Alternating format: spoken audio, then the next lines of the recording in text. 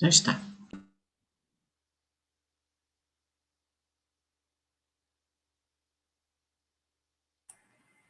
Muito bem, muito boa tarde, meus amigos, boa noite para vocês.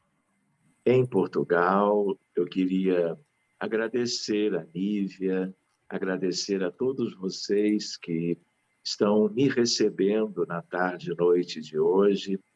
É uma alegria sempre poder compartilhar os estudos espíritas com os nossos irmãos portugueses.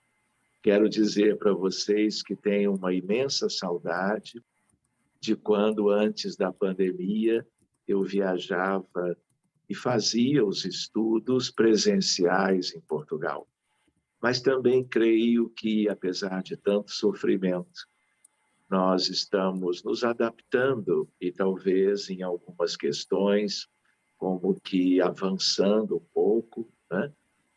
Talvez nos entrelaçando de uma maneira adaptativa, mas que não é, vamos dizer assim, impedimento para que nós façamos juntos, de mãos dadas, um bom trabalho. Deus salve Portugal, Deus salve o Brasil, Deus cuide do mundo, e que nós, então, humildemente possamos avançar quanto ao nosso estudo de hoje. Os amigos da Casa dos Humildes escolheram o tema que é a neurobiologia do amor, a virtude essencial. Então, meus amigos, nós todos somos pequenos, nós somos aprendizes, estamos cuidando de conhecer tudo aquilo que devemos como que alcançar de entendimento, para que possamos progredir, evoluir, e somos como que, entre aspas, privilegiados, porque temos a doutrina espírita como uma bússola para direcionar a nossa caminhada enquanto na Terra, especialmente nessa encarnação em que estamos tendo a chance de conhecer um pouco mais sobre a realidade, eu diria sobre o prisma do espírito imortal e da vida eterna, portanto. Então, quando nós pensamos em neurobiologia do amor, o título já nos dá uma ideia de que algo que é o amor, que tem tantas expressões diferentes, tantas qualidades de sentimentos diferentes, ele também deve ter, como os médicos e pesquisadores das neurociências estudam, uma contrapartida a nível do sistema nervoso central, como nós falamos em medicina. Nós temos o sistema nervoso central, que inclui o cérebro dentro da caixa craniana, que tem vários detalhes assim riquíssimos, e ele se prolonga pela medula espinhal até lá embaixo na coluna. E nós temos o sistema nervoso periférico, que são os nervos que saem a todos os níveis, desde a coluna cervical até a coluna lombosacra.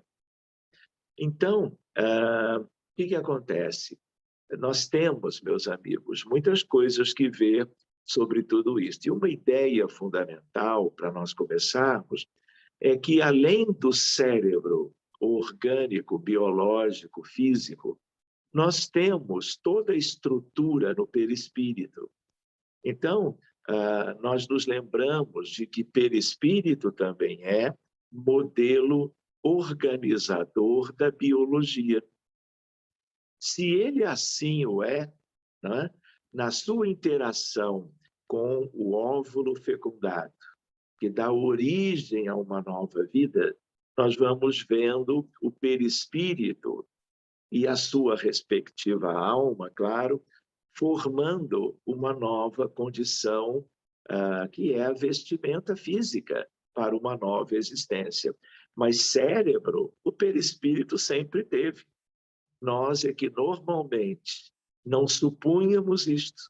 Nós que normalmente, no dia a dia, não ficamos olhando os desencarnados na sua estrutura perispirítica. Mal conseguimos, se somos médiuns com vidência, termos uma ideia deles pela sua aparência, pela sua condição superficial. Até podemos estimar a sua idade, podemos ver o que é a parte cefálica, o que é a outra parte, verificarmos alguns detalhes do semblante, se estão alegres ou não, se são crianças na apresentação, enfim. Então, o que acontece? Quem forma a estrutura neurobiológica é a neurobiologia, eu diria assim, do perispírito. Então, nós teríamos muitas questões para vermos hoje, mas procurando uma maneira de nós iniciarmos, eu gostaria, então, de passar um vídeo que nos desperte sobre, vamos dizer, a importância de nós conversarmos sobre o amor, independentemente de questões mais materializadas, de questões estruturais, de onde que o amor possa ter uma contrapartida física, seja física do corpo convencional, seja física do corpo perispirítico, porque ele é estruturado, ele é físico também. É de matéria mais sutil, mas ele é físico também. Então, deixa eu passar o vídeo, que, na verdade, é uma síntese de 2 minutos sobre a história da humanidade, para que nós, mesmo na pandemia, ou sobretudo por causa disto também, porque as coisas se relacionam, nós possamos relembrar um pouco da nossa condição humana no planeta Terra.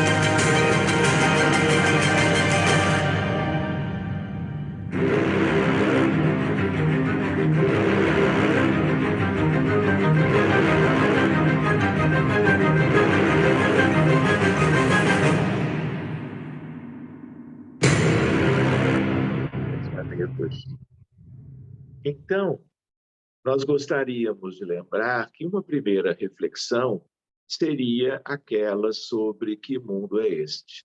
Nós vivemos na Terra há muito tempo, O ser humano surgiu há muitas centenas de milhares de anos, mas nós hoje, como aprendemos em O Livro dos Espíritos, a Terra é um mundo de provas e expiações. Ela já viveu vários daqueles aspectos que o vídeo nos relembra em termos de mundo primitivo.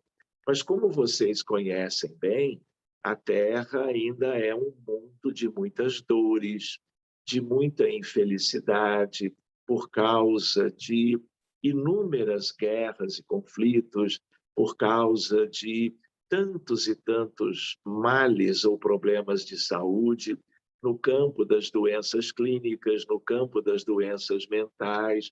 Nós temos questões que são avassaladoras em relação aos prejuízos e o sofrimento que isto vem gerando para grande parte da humanidade, de tal maneira que nós temos um número enorme de suicídios. Um caso de suicídio no planeta Terra antes da pandemia, a cada 40 segundos.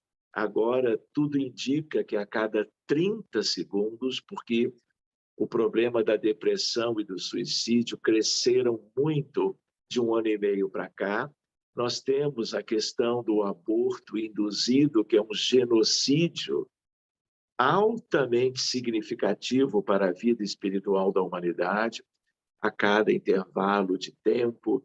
Então, epidemias, pandemias, nós temos realmente um mundo que vive muitas dificuldades, não é? Então, nós não podemos perder isso de vista, lembrando que há muito amor na história de toda a humanidade. Amor entre as pessoas, amor em família, amor na sociedade, amor por nós, dos grandes missionários no campo das ciências, da filosofia, da arte e da crença, das religiões, do credo e assim por diante. Mas nós ainda somos um mundo muito distante, como que de um início da regeneração, né? Que é a próxima etapa da humanidade, que pode perdurar por dezenas e dezenas de milênios ou mais, para depois conseguirmos ir mais adiante para as questões de um mundo feliz ou ditoso, e mais adiante ainda, sabe lá, milhões de anos, um mundo feliz, para além deste, um mundo puro. Então, nós precisamos conversar estas coisas, porque se temos amor por toda parte na história e na atualidade, nós também temos e também tivemos muito ódio, muita desafeição, muito desamor, muita antipatia entre os seres humanos de um modo geral, e nós todos estamos colhendo as consequências disso, eu diria até, num certo sentido, todos os dias. Então, se nós somos uma humanidade tão imperfeita, nós precisamos concentrar as nossas atenções nos grandes missionários, mas especialmente nas questões que Jesus nos veio trazer e que estão definitivamente, desde há 2000 anos, fazendo parte das diretrizes que ele trouxe para a humanidade, através do que ficou devidamente registrado nos evangelhos de Mateus, de Marcos, de Lucas e de João. E, completando, claro, a Boa Nova, o Novo Testamento, o que veio depois nas epístolas, nas cartas, no trabalho de Paulo e de outros grandes missionários. Então, eu coloco em cima a felicidade de servir, o amor ao outro, como uma meta. Enquanto nós não alcançarmos esta felicidade, né, porque o amor que se pode referir, ele é de mais de um tipo, né? Mas se existe aquele que é o amor das grandes almas, dos espíritos que superaram a ignorância, né? o orgulho, a ambição, a indiferença, a maldade, é exatamente o amor ao outro e a felicidade consequente, que é a felicidade de servir. Então, continuando as nossas reflexões, nós poderíamos lembrar do que os espíritos já nos disseram, né? Não vou dizer agora, por exemplo, o nome do livro que ensejou esta questão que está aí, mas é muito para nós. Se nós sairmos um pouco da Terra e pensamos que a Via Láctea, que é a nossa galáxia, ela tem 200 bilhões de estrelas, 1 trilhão de planetas, e em praticamente todos eles, que são os planetas visíveis materialmente, por telescópios, por elementos ópticos de alta precisão, nós temos em tudo isto humanidades. A criação divina é algo muito mais abrangente, muito mais amplo do que nós imaginávamos. Em tudo há espíritos. Então, se nós vamos para a galáxia vizinha, que se chama Andrômeda, Andrômeda, só ela, já é de tamanho médio. Ela tem 1 trilhão de estrelas.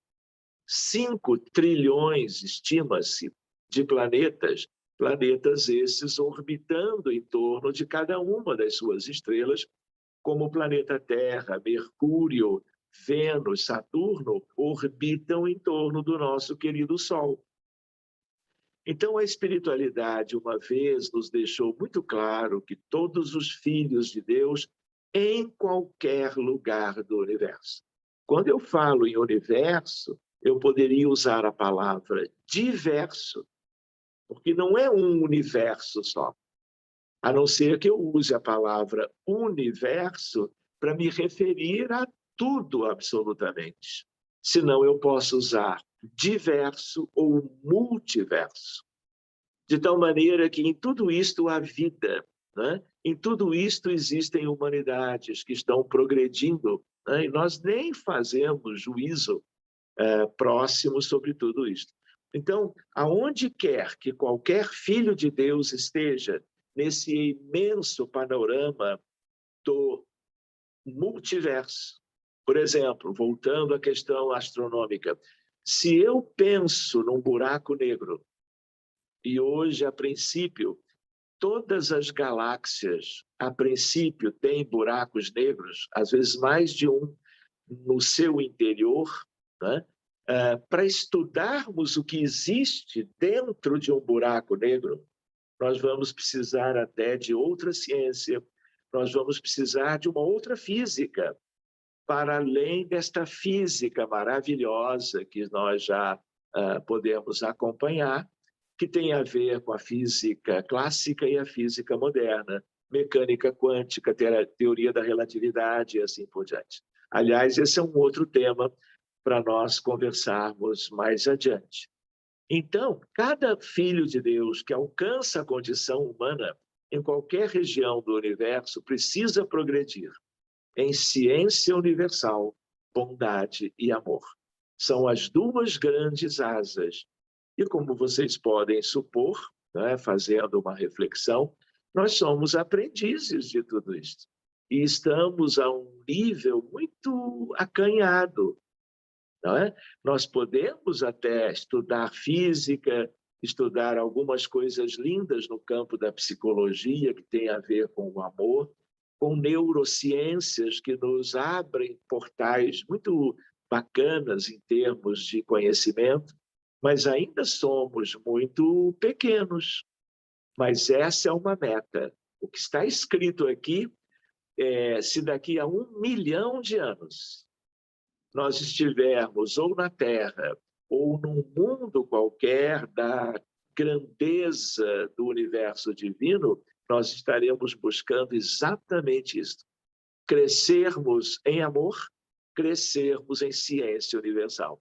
E hoje, nós, refletindo como humanos na Terra, nós dividimos uma coisa e outra. porque pensamos nos grandes voos dos filhos de Deus e pensamos em duas asas. Pensamos numa dicotomia, separando a asa da ciência e a asa do amor. Mas quando nós refletimos um pouquinho, quando nós meditamos, nós já podemos pensar que, na essência, é uma asa central, é uma coisa só. Hoje, nós precisamos dividir, por exemplo, o conhecimento em filosofia, ciência, religião e arte. Mas conhecimento é uma coisa só. Como também o que nós precisamos conhecer e evoluir tem a ver com a ciência universal e o amor, vamos dizer, como uma coisa só. Sigamos. Eu queria lembrar, para nós nos situarmos sobre a importância do amor, a neurobiologia do amor é apenas um aspecto de nós buscarmos no cérebro do perispírito, um dia, no cérebro humano biológico, que a anatomia já nos revela, através de ressonância nuclear magnética funcional, por exemplo, né, é apenas aspectos úteis para nós conseguirmos enxergar que existem regiões lindas, precisas e preciosas no cérebro que tem a ver com o amor. Mas vamos pensando em outras questões. Se nós estávamos lembrando com o vídeo da nossa história, né, refletindo com os amigos em Portugal, nós também agora podemos lembrar de que aprendemos que quando as pessoas desencarnam na Terra, depois de vidas diferentes, com tempos de reencarnações variadas, né, há uma tendência a que, uma vez chegando do outro lado, despertando, às vezes, de um certo período de sonolência, de adaptação, há um despertar. E aí nós vamos olhar para nós, vamos ver o nosso perispírito, vamos nos dar conta de que estamos vivos. Se recordamos a forma como morremos, nós vamos nos dar conta, apesar de tudo aquilo, nós aqui estamos. E vamos nos reconhecer, vamos ter a consciência de nós mesmos, vamos, às vezes, enxergar uma espécie de um filme que se projeta numa tela e vamos lembrar tudo o que aconteceu, pelo menos na última existência, às vezes até em existências anteriores, já no primeiro momento, porque as anteriores, um dia lembraremos no mundo espiritual também. E aí nós vamos reencontrar afetos. Vamos reencontrar desafetos, almas simpáticas e antipáticas, almas agônicas e antagônicas. Vamos encontrar, talvez, o anjo protetor que nos guiou durante a vida. Vamos olhar a imensidão e vamos notar a grandeza do cosmos, que antes na Terra, mesmo usando certos instrumentos ópticos ou telescópios, né, nós chegávamos a ver muita coisa linda, mas desencarnando é que nós vamos ter uma ideia da vida de Deus, uma ideia ainda. Então, o que acontece? O sentimento mais importante do outro lado, e nós temos que trabalhar isso agora, porque do outro lado é inevitável, está nos esperando. Mas quando nós temos, a uma altura da vida, como espíritas ou não, a chance de nos darmos conta que todos, ou quase todos, se arrependem no mundo espiritual, no sentido, o que eu fiz da minha vida? Quanto tempo eu perdi? Quantas oportunidades maravilhosas eu me recordo agora que as tive, sem que eu as tenha aproveitado de verdade para crescer. Mas não é um crescimento que alguém cresce sozinho, porque este é o que menos importa. O que importa é nós sermos, junto dessa perspectiva, agentes do crescimento coletivo, de familiares, de amigos, de colegas, de pessoas que nós vamos incorporando na nossa vida coletiva.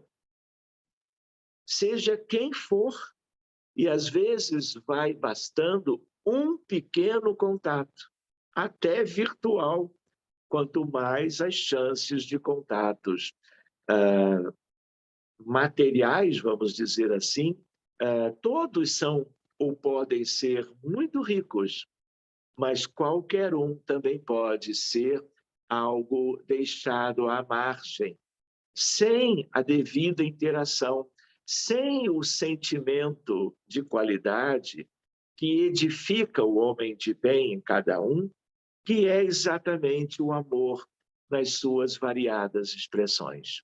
Então, o arrependimento é mais ou menos assim, chegando do outro lado, eu vou brincar, viu, gente? Se espreguiçando, percebendo que continua vivo, segue a vida, e estamos numa condição, e aí nós vamos exclamando, é a frase mais ouvida no mundo espiritual. Ah, se eu soubesse.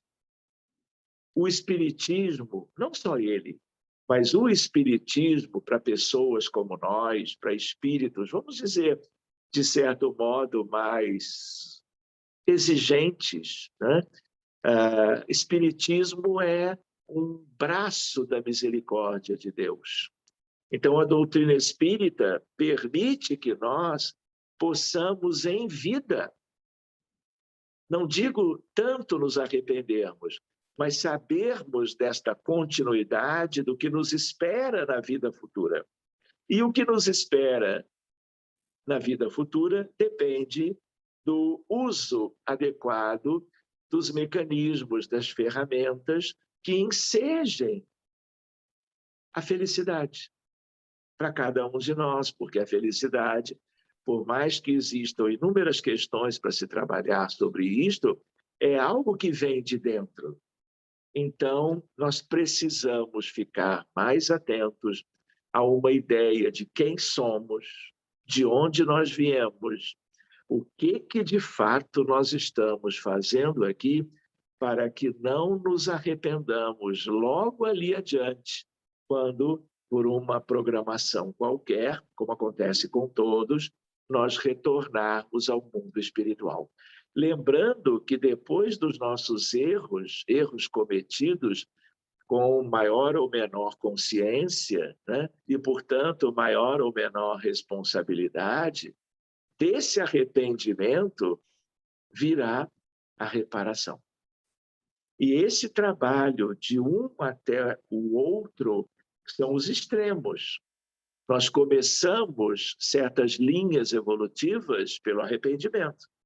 E essa linha só se conclui quando nós fizermos a devida reparação. E aí eu me lembro, o que nós aprendemos na doutrina? O arrependimento, ele enseja aquilo que nós chamamos a expiação. Expiação é sofrimento, em infinitos graus e qualidades. Depois, vale a pena nós nos lembrarmos que a expiação, o sofrimento, não paga dívida de ninguém. E nós já nos endividamos tanto em vidas passadas, continuamos errando e nos endividando e contraindo novas dívidas. Como é que vai ser esse futuro se nós não pusermos as mãos no leme da nossa embarcação evolutiva, da nossa alma, do nosso espírito? Então, lembrando aquilo que é o sofrimento apenas nos dá o valor da dívida, mas quem paga a dívida é o trabalho. É o trabalho, é a dedicação àqueles a quem nós criamos dificuldades em alguma altura da longa jornada evolutiva de qualquer um de nós até o presente.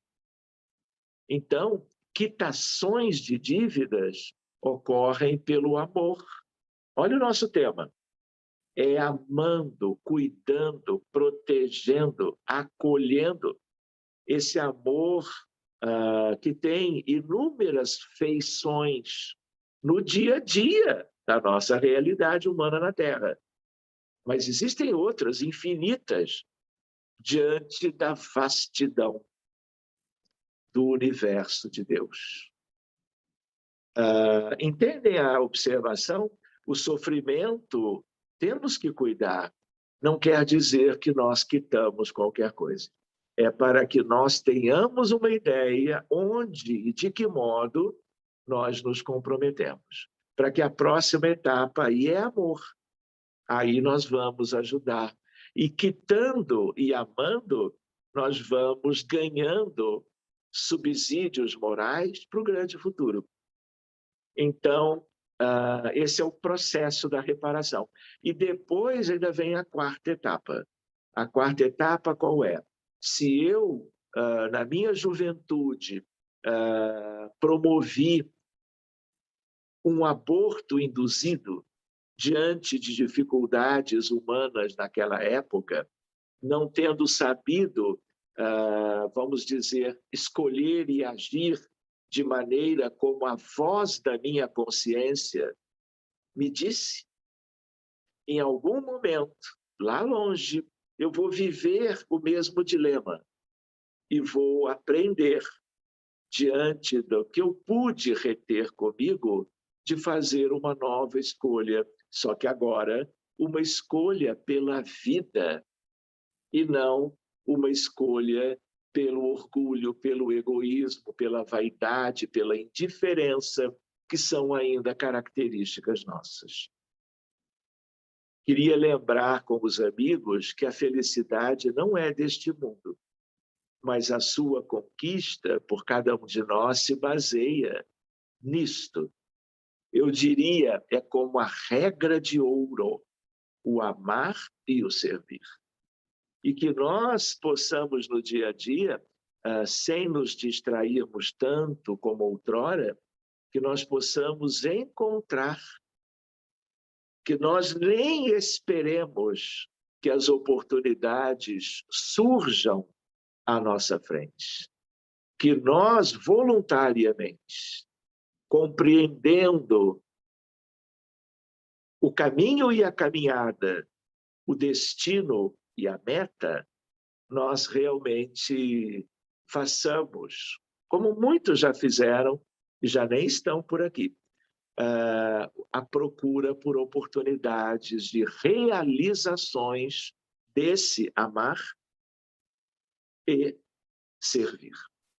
Como disse Emmanuel num dos seus livros, num dos seus capítulos de mensagens, somos devedores da multidão. Então, Jesus não procurou as multidões há 2000 anos, ele não peregrinava para cá e para lá com os apóstolos, os discípulos, ele não conversou sobre o reino de Deus e a sua justiça o tempo todo, ele não andou quilômetros e quilômetros na Judéia, na Galiléia, em Jerusalém, no Tiberíades, em Cafarnaum. Ele não esteve em toda aquela região linda do Oriente, procurando as multidões, porque eram, vamos dizer assim, as aglomerações que esperavam escutar da parte dele, o Messias divino, as notícias sobre a felicidade futura. Então, ele não deixou de conversar com todos que ele pôde, né, naquela altura, curando e pregando a boa nova do seu evangelho de amor. Então, nós não podemos esquecer isto, meus amigos, que somos devedores da multidão. E lembrando, né, sobre a felicidade de servir pelo amor, tanto a família, não é, o núcleo principal, a célula viva da sociedade, a sociedade ampla como um todo, a ideia de que servir a família, a um familiar, ou a um número maior deles, dependendo do tamanho da família pela parentela corporal, mas lembrando da parentela espiritual que a doutrina espírita nos ensinou. Isso significa a família mais restrita, no sentido da sociedade ampla e geral. E por um mecanismo que é quântico, eu diria, chamado entrelaçamento. Isso é lei divina, isso é lei universal, portanto. Nós estaremos colaborando com o mundo de um modo geral e estaremos colaborando, vejam só, com um universo mais pleno e mais feliz. Claro que da maneira que o nosso campo de atuação puder permitir. Então, é do infinitamente mais simples e mais próximo, esse amor se expande na direção do grande todo. Não teremos tempo hoje, né? Mas nós vamos um dia, nessa questão do amar e do servir, lembrando dos avanços da física, mecânica quântica e teoria da relatividade, curvas espaço-tempo, entrelaçamento quântico, colapso da função de onda, revolução científica moderna, pensamentos e sentimentos na realidade quântica, a visão moderna do amor como substância divina do universo. Amigos, tudo isto é, vamos dizer, o que mais interessa para a evolução dos filhos de Deus em qualquer parte. A nós e, portanto, na Terra como uma imensa condição para 20 bilhões de seres humanos, como Emmanuel, no livro Roteiro, no capítulo grande do Candário, ele nos informa. Então, vejam o quanto nós temos de potenciais para fazermos o bem, para pensarmos no bem-estar alheio e não apenas egoisticamente nas nossas pretensões, nas nossas ambições pessoais. Olhem para esta figura, meus amigos. Talvez vocês não tenham visto algo assim, mas isto tem a ver com vácuo quântico. Isto tem a ver com a ideia de algo que brota do que seria um nada aparente. Só que esse nada aparente é um tudo. Isso é uma questão filosófica, isso é uma questão científica, isso tem a ver com o amor. Se eu não pensar de amar, se eu não tiver a pretensão, a luz na consciência para buscar o amar e o servir, tudo isto que está em verde vai ficar apenas em caráter potencial. Mas na medida que qualquer filho de Deus, como nós todos somos, nós procurarmos a atuação de 1000 modos diferentes, nós poderemos estar vendo isto brotando das nossas mãos durante o passe, das nossas mentes e dos nossos corações quando oramos. E muito além disto, quando nós materializamos a prece, trabalhando, realizando. Então, como Madre Teresa de Calcutá diz, a prece é muito importante, mas a prece mais agradável a Deus é o trabalho com completo desinteresse, sem remuneração, sem qualquer espécie de troca de recompensa. Então, vamos imaginando, vocês já imaginaram o brilho das almas que amam? Ou seja, essas cintilações, essa psicosfera pessoal, ela muda com o tempo. E muda quando nós amamos, trabalhando, servindo, ajudando, colaborando, renunciando a quaisquer pretensões pessoais. Então, meus amigos, se nós estamos falando de saltos quânticos, estamos fazendo aqui apenas uma analogia, não é, com certas questões, aliás, muito bonitas da física moderna, né? Olhem aqui, isso tudo é o nosso vir a ser. Qualquer um de nós, qualquer filho de Deus, na Terra também, mundo tão atrasado, podemos ventilar essas questões. Tudo isso é virtude. E o homem virtuoso, filho de Deus, virtuoso, se torna feliz. Confiança, esperança, caridade, compaixão. Eu não sei como amar. Alegria, perdão, dignidade, respeito, paciência, gratidão, otimismo, perseverança, coragem, bondade, benevolência, responsabilidade. E ali no cantinho superior à direita, a humildade, que é uma coisa tão sublime quando ela é verdadeira, claro. Outra coisa é rótulo. Eu não me refiro a rótulos, designações, denominações.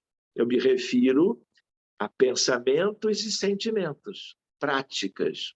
E um espírito que nos dizia outro dia, filho, a humildade é quem abre as portas dos céus. Então, tudo isto pode ir se tornando por amor. Não é o amor apenas pelos outros, mas também é um auto-amor. É a busca diuturna, eu diria, para que realizemos essas coisas, porque isso é um patrimônio que nós poderemos levar para a vida futura. Então, são estados quânticos da mente espiritual. Aonde estamos? Mais para trás, mais para baixo. Para onde devemos nos destinar? Nós escolhemos os caminhos para alcançarmos os destinos. Somos ainda de visões muito estreitas, mas esses estados quânticos, nós temos que colocar a nossa energia íntima e divina para essas conquistas chegarem. Todas as religiões pregam o amor. Todas. Talvez uma ou outra, por interpretações equivocadas humanas, em algum momento fizeram, lamentavelmente, algo distante do amor. Porque na origem, todas as religiões são divinas. Elas foram plantadas na humanidade por grandes missionários das esferas superiores. Agora, o que os homens fizeram, o que nós fizemos, o que fazemos hoje no âmbito das práticas religiosas, podemos fazer algo completamente distante do amar e do servir, corrompendo o pensamento religioso, humanizando, mas pensando em humanização por uma humanidade muito atrasada e, portanto, gerando seguidores, crentes, com as mesmas tendências, a mesma incoerência de sempre, no sentido de pensarmos de certo modo, mas agirmos de outro. e a ideia dos falsos profetas que estão espalhados pelo mundo, no Brasil, talvez em Portugal e em qualquer outra nação. Mas, na essência, todas as religiões pregam o amor. Hoje em dia, a ciência prega o amor. A ciência mais linda e pura, que tem a ver com a física moderna. Tem a ver com a medicina, com a biologia, com a química, a neuroquímica do amor. Qual é o nosso tema hoje? A neurobiologia do amor. Poderíamos pensar a neurociência do amor. Então, nós vamos percebendo, progredindo um pouquinho, não é? Como o amor estando em toda parte. Então, uma vez alguém nos disse diretamente, e eu, como que compartilho com os amigos em Lisboa, é preciso amar tudo aquilo em que teus olhos pousarem. Essa é a nossa plenitude. Esse é o nosso vir a ser. Ah, mas eu estou tão longe disso. Estamos todos. Mas que isso seja a nossa meta. E aí nós estamos vendo, ele não fala que não é, todos aqueles, é tudo aquilo, seres humanos, animais, florestas, pântanos, árvores, flores, jardins, animais de todas as espécies, estrelas de todas as grandezas, fora tudo que nós vamos amar um dia, que nós não amamos agora porque somos pequenos e imperfeitos. E também porque desconhecemos a realeza da criação divina e a sua origem. Então, meus amigos, essa é uma frase para nós repetirmos para nós, quem sabe, todos os dias. Quando nós olhamos para cá, esta é uma imagem de uma ressonância nuclear magnética funcional, é um exame de imagem em medicina. Já está conosco há 25 anos. E aqui é uma mãe e um bebê. E eles estão se abraçando e ela o está beijando.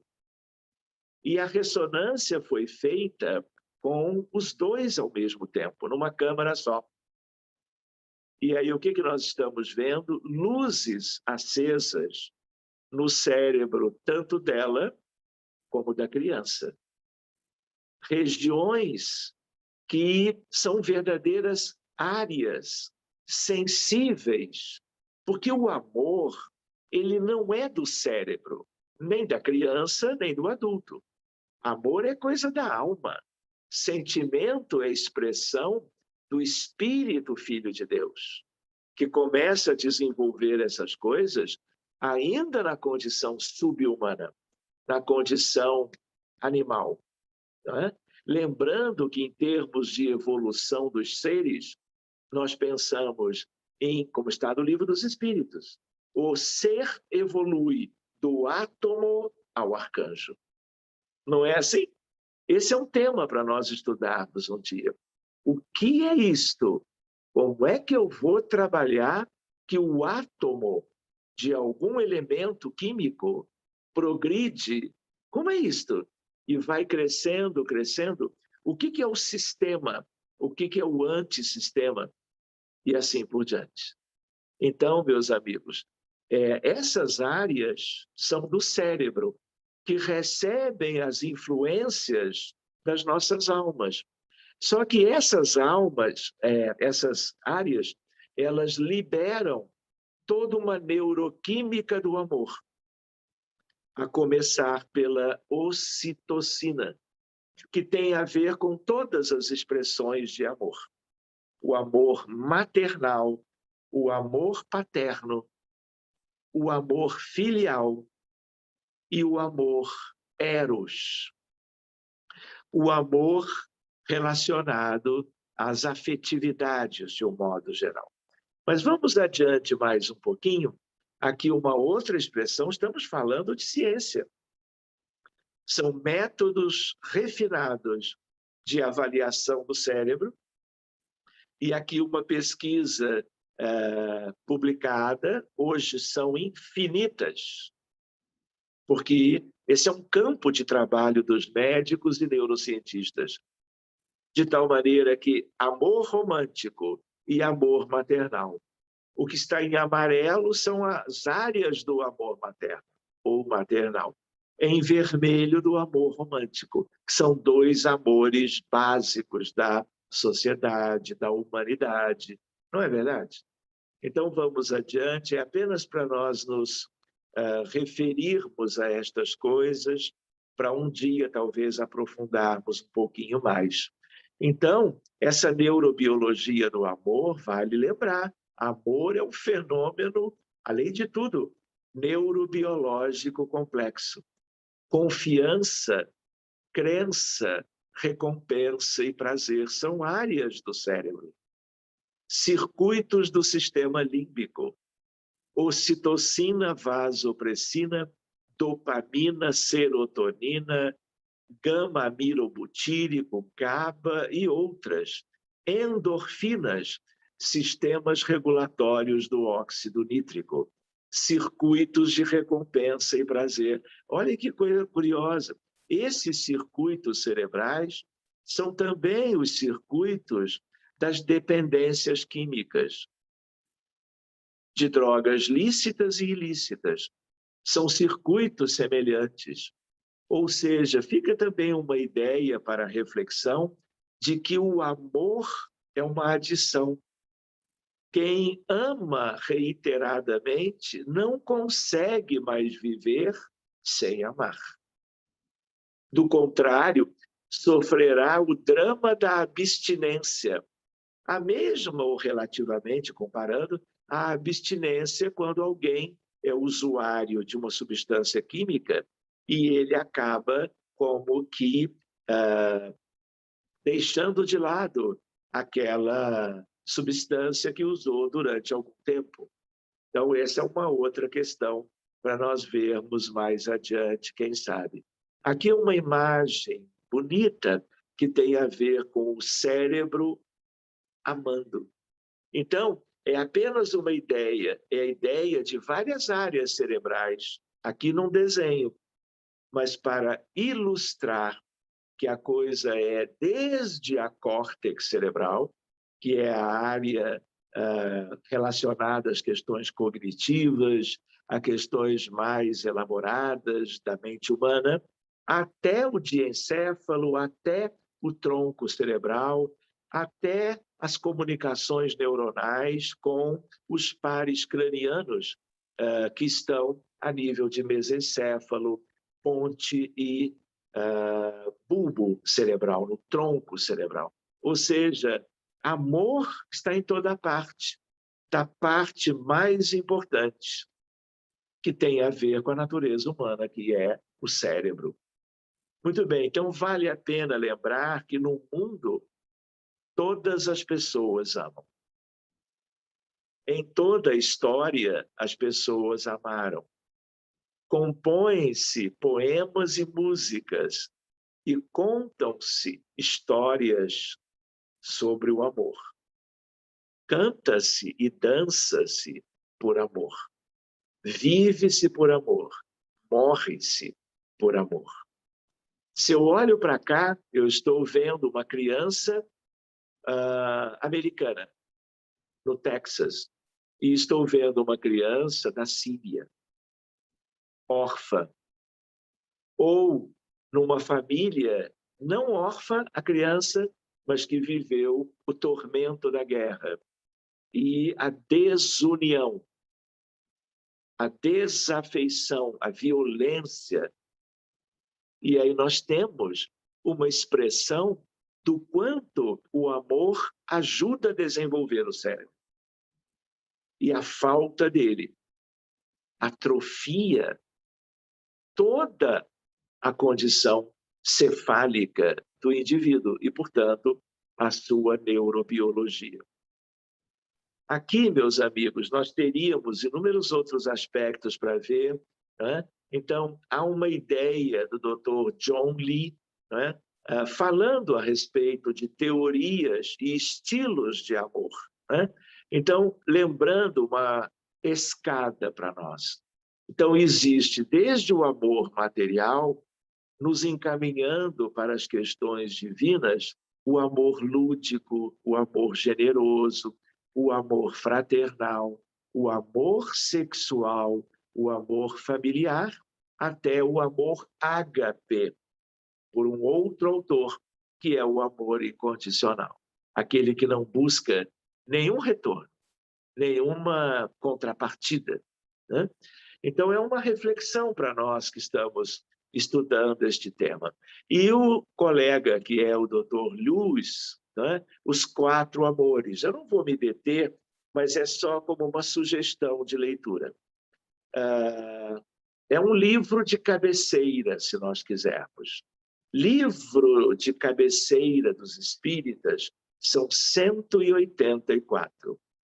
Então, nós precisamos, no mínimo, de 2 cabeceiras, com livros empilhados até o teto. Se vai ter lugar para o livro do Dr. Lewis, aí depende da escolha de cada um.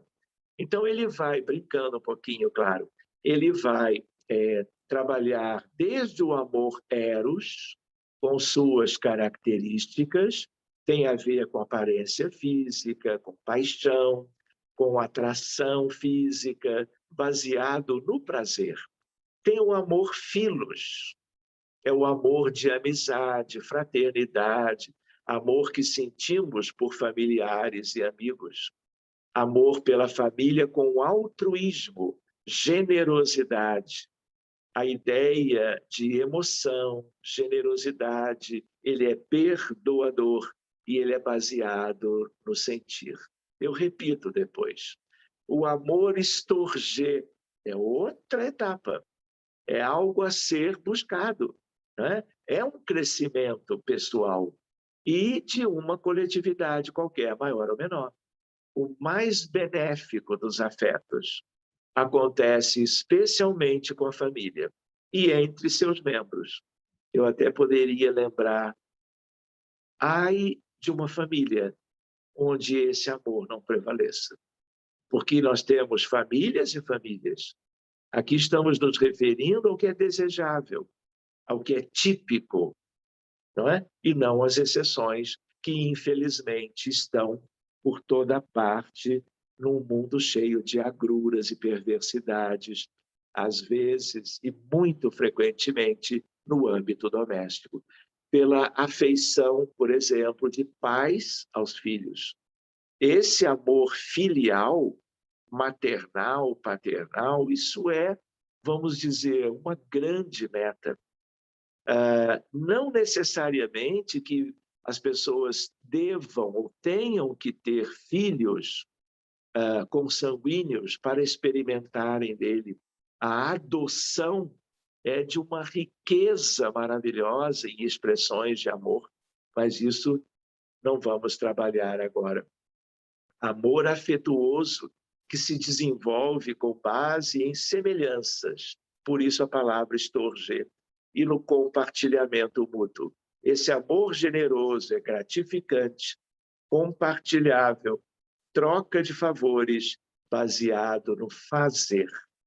E, por último, o amor ágape, amor incondicional, baseado em comportamentos e pela escolha, sem esperar nada em troca.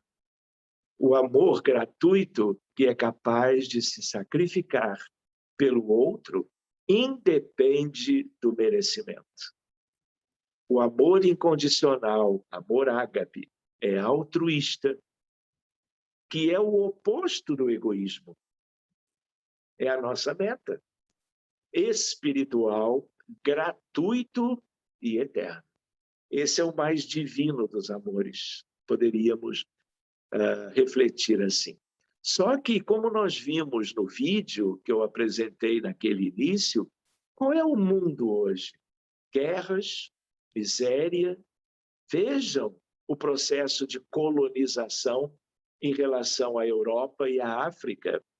Vejam a África hoje, as consequências de tantos elementos equivocados da nossa história.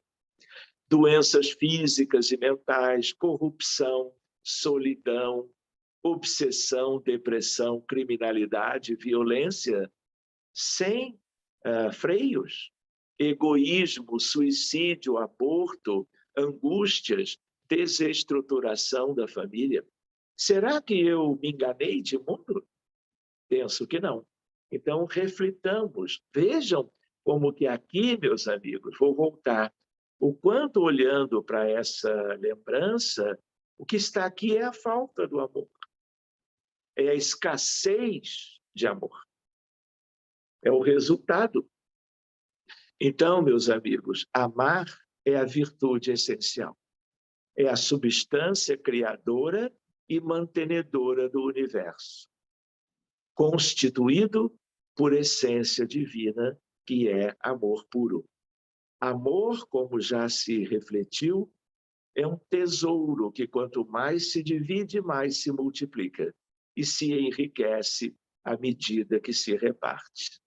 Ninguém pode alegar limitações para amar, a não ser conscienciais, a não ser pela indigência evolutiva. Do contrário, não se pode alegar que existam motivos para reservas, para contenções, porque é justo o contrário. Os motivos, sobejamente, nos levam a um convite de Deus e de Jesus para o amor de um modo geral. Então, quando nós refletimos amor como virtude essencial, lembramos que ele é inato no ser humano, porque procede do excelso amor. Amor é legado de Deus no nosso íntimo. É o núcleo central da alma humana. Como dizia o psiquiatra austríaco Viktor Frankl, o ser humano, como ele que viveu no campo de Auschwitz-Birkenau, na Polônia, o drama durante a Segunda Guerra Mundial, no campo de concentração, ele teve reflexões maravilhosas que são um norte de bússola para pensarmos a nossa realidade, né? Então, ele se refere a esse núcleo central. Aconteça o que acontecer, nada o atinge, porque ele é divino. E divino na sua mais pura expressão, não há nada no restante do universo, muito menos nas relações humanas, nas dificuldades dos relacionamentos, que possa atingir. Por isso que, mesmo a morte, da maneira mais infamante, como nos campos de concentração nós tivemos, pode alterar isto. Isso é Viktor Frankl, que é um autor de uma beleza nas suas descrições, que é algo que são livros de cabeceira também. Então, ele diz, não é? Na qual se desenvolvem as aptidões elevadas do espírito, assinalado para a vitória sobre as paixões. Amor, incomparável amor, porque sempre triunfa sobre todas as vicissitudes. Todas as demais virtudes lhe são decorrentes. Paciência, lembram daquela lista? Lembram daqueles saltos quânticos, estados quânticos da mente? É o que está ali de novo. E, claro, isso tem a ver com a evolução moral. Não vou falar hoje pela questão do tempo, deixa eu me situar aqui olhando para o relógio, não é? Então, nós começamos mais ou menos às 2h, são 3 e pouquinho, podemos ir mais um pouco adiante para termos também, quem sabe, perguntas ou observações de vocês. Essa imagem eu gosto muito. De novo, ela é do amor maternal. Podia ser o pai, claro, entre um adulto e uma criança. Então, vale a pena nós lembrarmos, meus amigos, sobre o afeto, porque afeto anda escasso nesse mundo, nos lares, na sociedade, mas especialmente nos lares, nas relações interhumanas, nas relações afetivas. Afeto é um dos pilares do desenvolvimento humano saudável. Uma habilidade que abre largas portas para a entrada do amor. Porque ser afetivo é laborar com o sentir. Então, é impossível, praticamente, se amar sem afeição. Diríamos assim que a afetividade é um degrau para o amor. E amar é desenvolver-se para ser, verbo que traduz o existir para a felicidade. E esse sentimento sublime carece de aprendizagem. Por isso a importância da figura do pai, da mãe, dos avós. Por isso o contexto familiar, a evangelização das crianças, dos jovens, dos adultos. Porque evangelizar tem a ver com amar, servir e desenvolver-se o afeto. Muito bem, somente um recurso poderá promover semelhante conquista, que é a educação.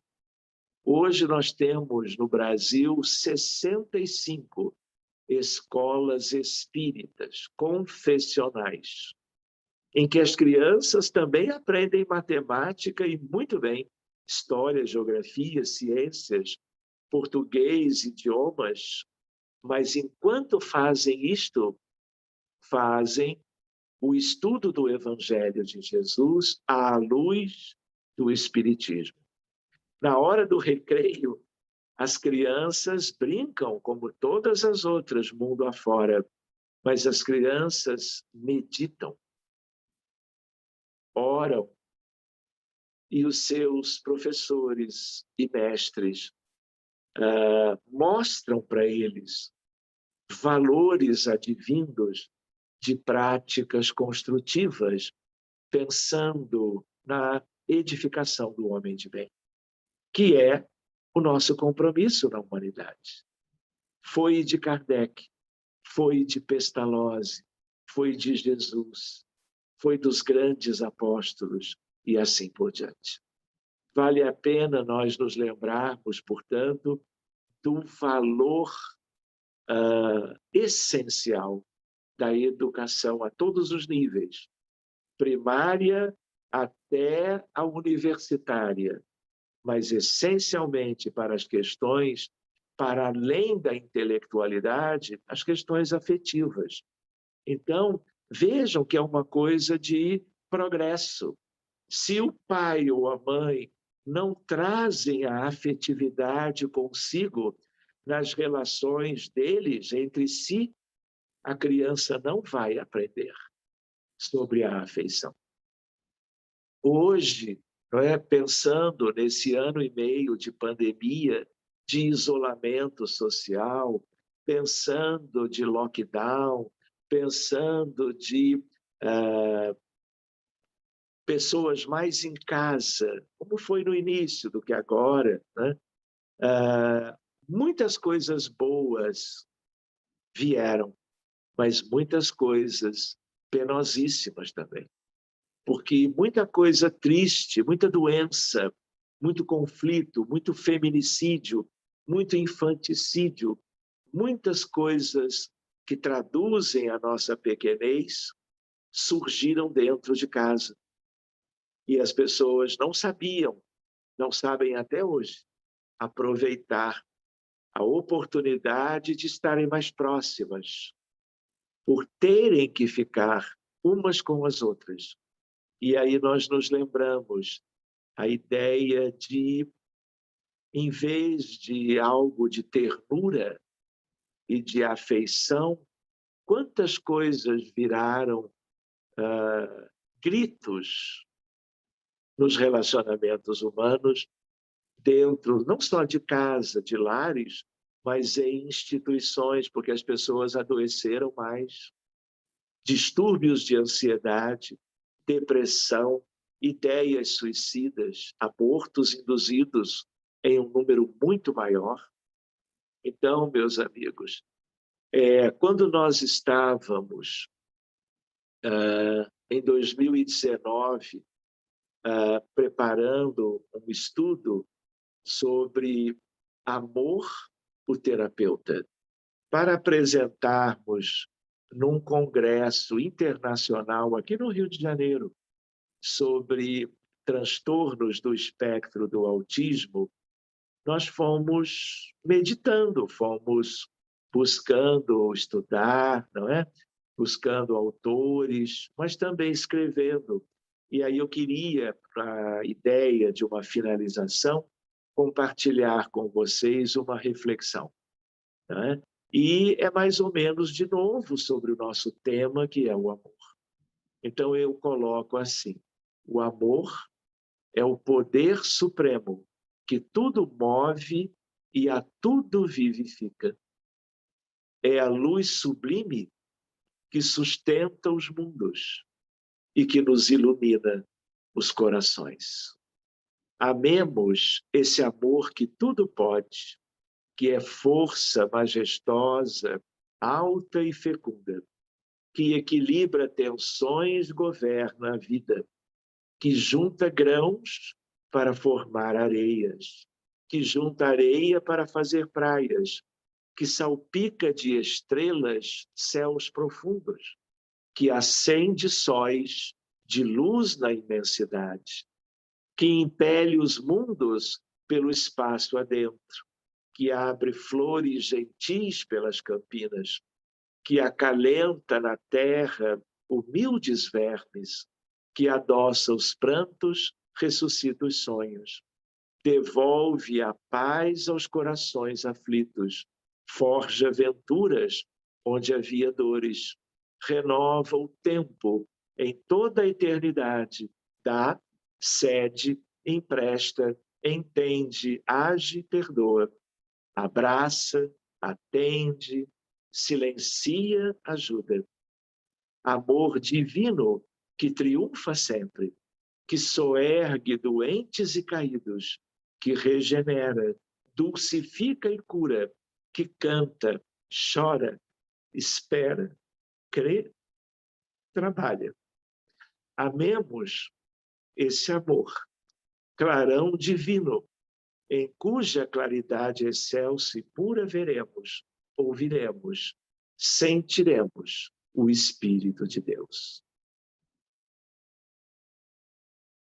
Muito bem, meus amigos, eu acho que podemos deixar as epístolas de Paulo para outro dia e lembrarmos que poderíamos aproveitar um pouquinho melhor esses minutos que nos restam hoje para o nosso diálogo e o nosso momento de um novo entrelaçamento a partir do que foi humildemente colocado agora.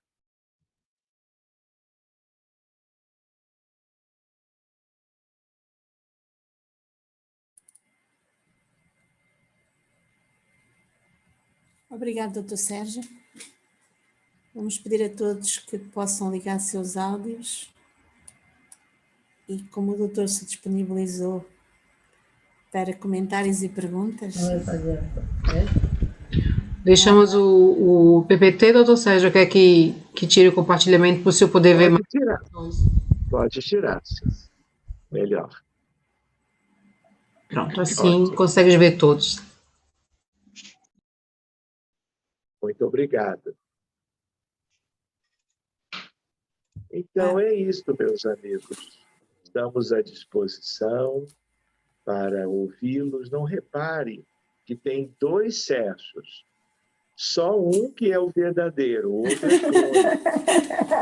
Cuidado para onde vocês vão, como que